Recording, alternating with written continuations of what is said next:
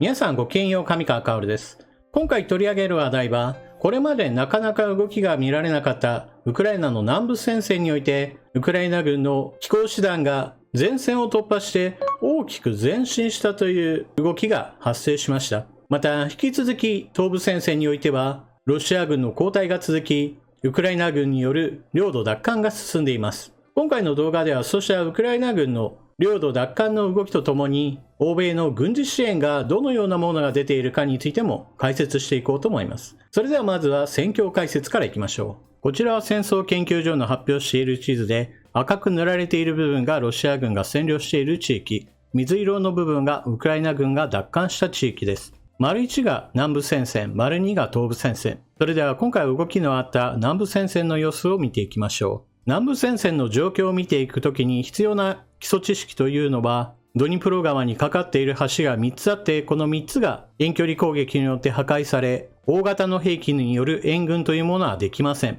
ですから、ドニプロ川を渡った西岸地域にいるロシア軍は、今いる戦力で何とか持ちこたえなければならない状況です。なお、現地司令官は、この状況が非常に危険だということが分かっていて、プーチン大統領に撤退の申し出を行ったが却下されたという話が伝えられています。ただし、以前からこの南部地域におけるウクライナ軍の反攻作戦というものは予告されていましたから、ロシア軍の戦力は以前からかなりこの地域に配置されていて、非常に堅固な陣地が各地に築かれているそうです。そして、ウクライナ軍が前線を突破したのはこの北側の水色で囲んだ部分です。ウクライナ軍が前線を突破して大きく領土奪還を果たしているというこの情報はロシア側から出たものです。ロシアがウクライナの占領地域において傀儡政権を作りました。その中のドネツク人民共和国で軍事部門を担当しているイゴール・ガーキン氏というのがヘルソン地域においてロシア軍が窮地に立っているということを発信しています。ヘルソンのロシア軍はドウチャにまで退却した。ロシアの防御陣地を北から迂回して包囲することをウクライナ軍が狙っており、さらなるロシア軍の退却を強いる動きだ。ウクライナ軍の戦力は機械化大隊が3個から4個、戦車大隊が少なくとも1個と推定され、戦車、装甲車、歩兵戦闘車、そういった装甲戦闘車両は全部で100両以上が大量に投入されたようだ。といったような発言がありました。ドウチャにまでロシア軍が撤退した場合、ウクライナ軍が突破し前線した距離は20から25キロへと達します。これによってロシア軍は大きな危機を迎えることとなります。なぜならば、これまでは東西一直線のような形で前線が保たれていましたから、北側からの攻撃だけを気をつけていればよかったのです。ところが、今回大きくウクライナ軍が進出することによって、守備陣地を構築していない非常に広大な新しい戦線を形成しなければならない状況です。ですからここに援軍を送ってなんとかウクライナ軍の攻撃を食い止めなければならないわけです。当然のようにそこに部隊を送るということは他の地域において手薄になる場所が出るわけですから、ロシア軍としてはこの全域において守りが弱くなることを意味します。こうしたすぐに対応しなければならない状況というのはロシア軍にとっては非常に困難で、これまで数々そうした今すぐ動かなければならないという状況になかなか対応できずに、ウクライナ軍の攻撃を許してさらなる窮地に陥るということが連続して発生しています。南部戦線においてもそのようなことが発生すれば、ウクライナ軍の進軍がさらに進む可能性が出てきています。次に東部戦線を見ていきましょう。東部戦線においてロシア軍が重要な拠点としていたリマンが陥落しました。これに伴ってロシア軍は方々で組織的な抵抗が失われてかなり前線は後退しています。特にリマンからクレミンナの間にはいくつかの村があったのですが、これらの村に対する防御といったものもほとんど行われないままロシア軍は撤退したようです。ですから現在はクレミンナの郊外においてすでに戦闘が発生している状況で、かなりロシア軍の脆さというものが目立つ状況です。また、前回の動画で解説しましたが、セベロドネツク、クレミンナ、スバトボ、そしてロシア本国へとつながるこの鉄道路線というものが、ウクライナ軍にとっては次の標的となっています。それを表しているのが、リマン攻略からクレミンナへと向かっているウクライナ軍とはまた別の動きとして、クピャンスクからスバトボへと向かうウクライナ軍の進撃というものが見られます。これなどはおそらく、スバトボを落とせば、これに伴ってクレミンナとの間におけるロシア軍を大きな包囲の中に取り残してしまうという新たな作戦だと考えられます。ロシア軍はこうした包囲された時における指揮系統は乱れがちで、秩序だった包囲網の突破といったものや、もしくは援軍の投入といったものが非常に下手なということが、この東部戦線の戦いで証明されており、包囲することによってロシア軍が大混乱に陥り、大部隊をたやすく殲滅することができるというのを、これまで繰り返してきたので、今回も再現しようとしているのだと思われます。何にしてもリマンからクレミンナへと引いたロシア軍部隊は、現在でもなお混乱状態にあると考えられており、クレミンナの抵抗がどこまでできるかというのがこれからの焦点となります。もちろんクレミンナが落ちれば次はセベロドネツク、スワトボどちらに対しても攻撃ができるわけで、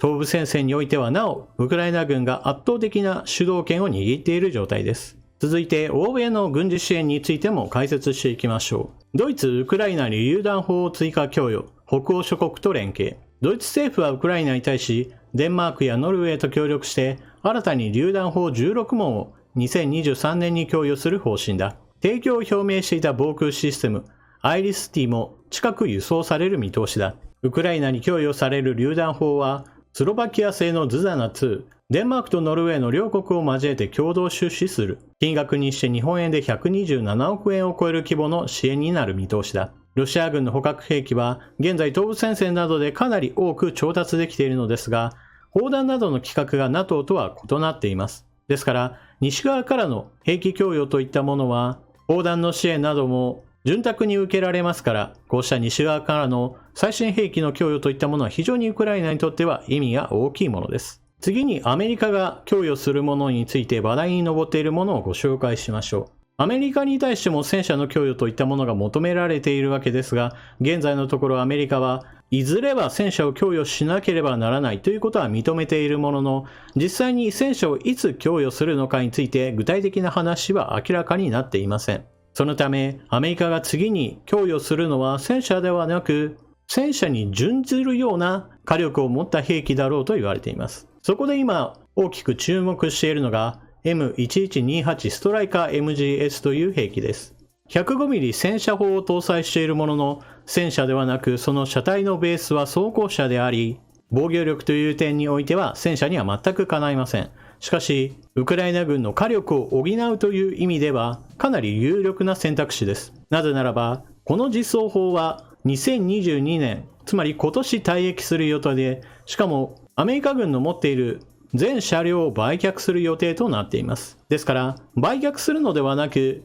ウクライナ軍に全車両を供与するというのも一つの選択肢として十分あるわけです。しかも供与するにあたってアメリカにとっては非常に良いことがあります。それは 105mm の戦車砲というものが他で今使っている兵器がなく、この実装砲をウクライナに供与すれば 105mm の砲弾は全てウクライナに供与しても全く困らないということです。南部戦線においてウクライナ軍が守備陣地を突破して大きく前進したというのは非常に大きな意味を持ちます。なぜならば、南部戦線における前進ができたというだけではなく、この影響というものが東部戦線にも良い影響を与えるからです。現在東部戦線において、ウクライナ軍は大きく前進し、一方においてロシア軍はかなり動揺が広がっている状況で、混乱の中にあるとさえ言えます。ですから、このような状況に対してロシアは援軍を送ってこれを何とか立て直そうと考えています。その一つの策としてはまず動員兵をどんどんと送り込むということが考えられるわけですが、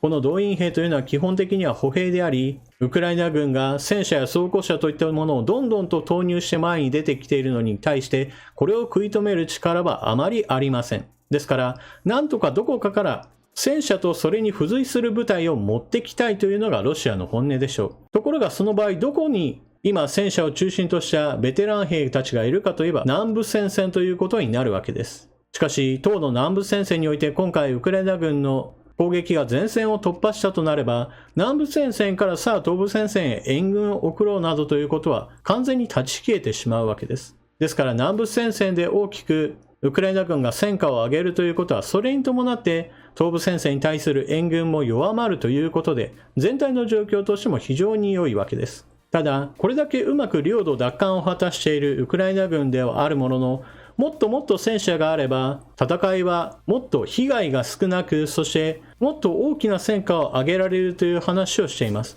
ですから常々欧米に対しては戦車が足りないんだという話をしています。それに対応する形での欧米の支援といったものは今のところさあ戦車を渡そうとはなっていないのが現実です。今回ご紹介したドイツの兵器供与の話は自走砲でした。もちろん自走砲はあればあっただけ何も困ることはありません。現在の戦場においては砲撃をした際には相手方に砲兵レーダーといったものがあってどこから撃ってきたのかというのをすぐさま分析し打ち返して相手方の榴弾砲を破壊してしまおうという動きがあります。ですから撃った後すぐに移動するということを前提にしなければ今の砲兵は生き残れるものではありません。ですから自走砲というのは撃った後すぐに移動できるということで生存性が非常に高いのです。そうした意味でドイツは戦車以外については幅広く軍事支援は行っているんだけど戦車だけは許さないみたいな形になっています。何もドイツ自身が戦車を供与しなくても